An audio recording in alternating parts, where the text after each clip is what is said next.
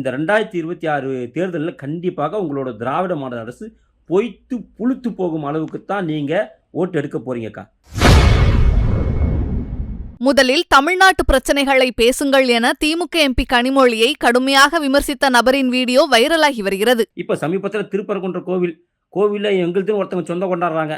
அதை கூட கேட்க நாதி இல்லாத ஒரு இந்துக்களாக தமிழகத்தில் அனாதையாக திரிகிறோம் நாங்களாம் இன்னைக்கு.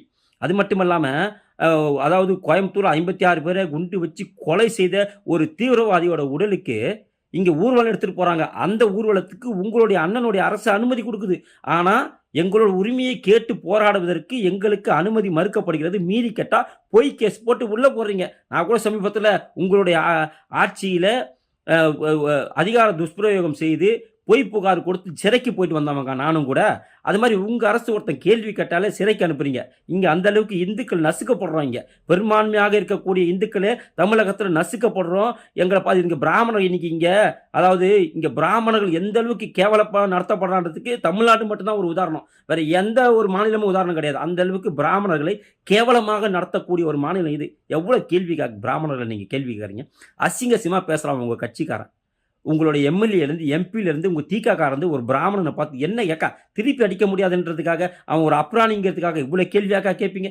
இதெல்லாம் நீங்கள் இங்கே பண்ணிவிட்டு பார்லிமெண்ட்டில் போய் அங்கே தேவாலயம் இடிக்கப்படுது, மசூதி இடிக்கப்படுதுன்னு சொல்கிறீங்களே, கொஞ்ச நாச்சும் நீங்கள் வைக்கப்பட வேண்டாமா இதெல்லாம் பேசுறதுக்கு? முதல்ல உங்கள் மாநிலத்தில் என்ன நடக்குதுன்னு பாருங்கக்கா.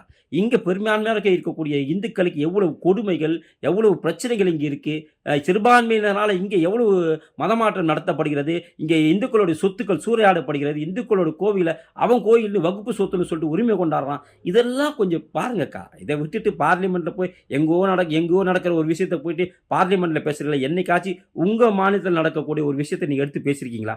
அந்த மாதிரி பேசுங்க. அப்படி பேசினாதான் மக்கள் நீங்கள் உண்மையான ஒரு எம்பி, மக்களுக்காக மக்களால் தேர்ந்தெடுக்கப்பட்ட ஒரு எம்பி நினைப்பாங்க.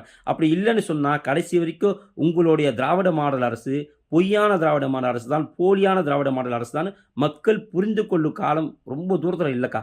இந்த 2026 தேர்தலில் கண்டிப்பாக உங்களோட திராவிட மாடல் அரசு பொய்த்து புளுத்து போகும் அளவுக்கு தான் நீங்கள் ஓட்டு எடுக்க போறீங்கக்கா.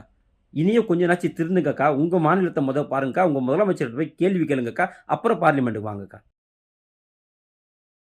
செய்திகளை உள்ளது உள்ளபடி தெரிந்து கொள்ள ரெஃப்ளெக்ட் நியூஸை சப்ஸ்கிரைப் பண்ணுங்க.